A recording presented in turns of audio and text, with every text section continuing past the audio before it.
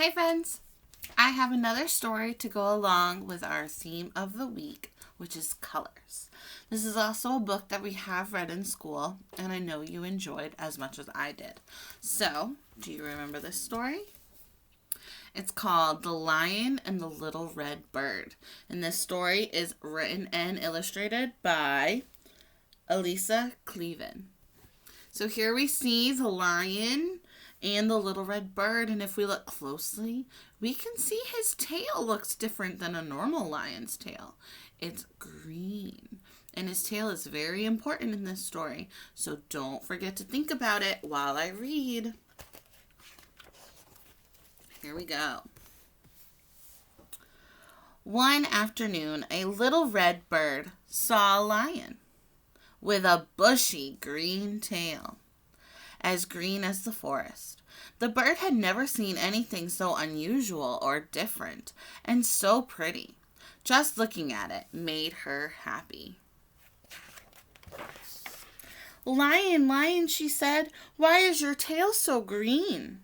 The lion didn't understand the bird's language. He doesn't know what she's saying to him. He thought she was simply chirping, like what birds do, the noise that they make. He smiled at her. He doesn't understand, but he gives her a smile. And wandered down to a field of orange flowers. The bird watched him roll and sniff and chase butterflies. Then slowly walk west to the setting sun, so the sun is coming down at the end of the day, and disappear into a cave.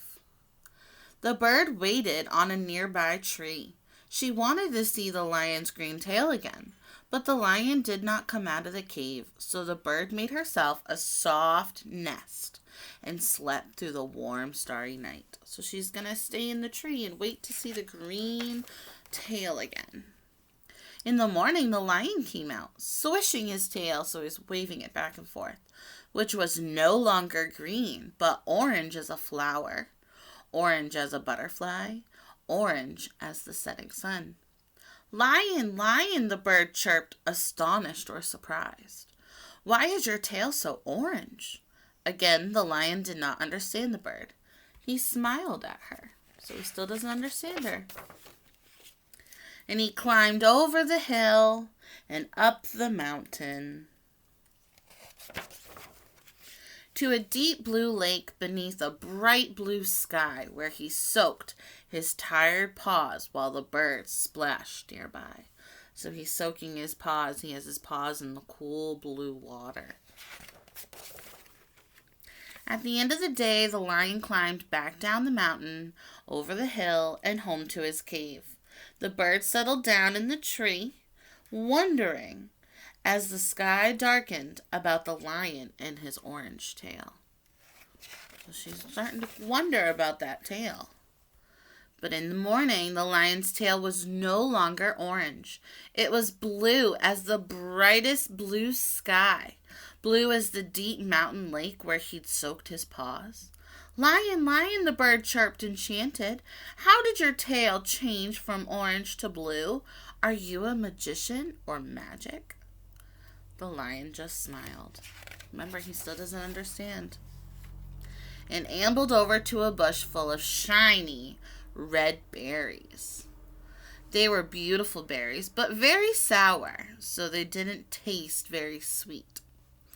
"Lion," the bird chirped, making a face, "these berries are still too sour to eat.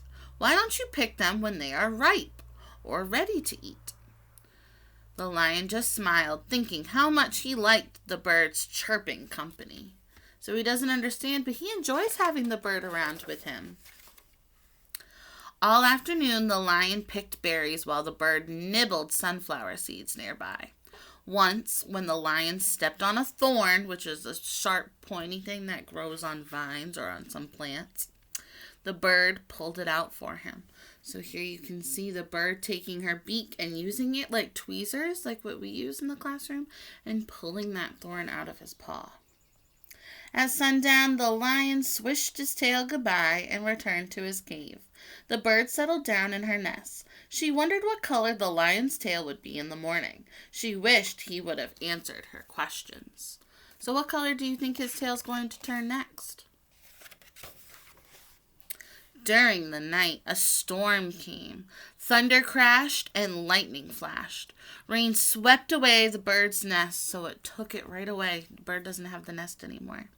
Hearing the noise, the lion rushed out and reached up into the tree where the bird crouched, shivering and scared. He lifted her down and carried her into his cave. The cave was warm and colorful.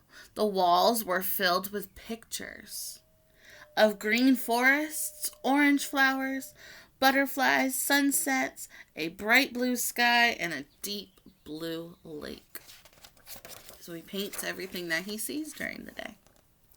Lion, lion, the bird chirped, delighted. How did these pictures get here? The lion smiled, dipped his tail into a bowl of shiny red berry juice. There's the red paint.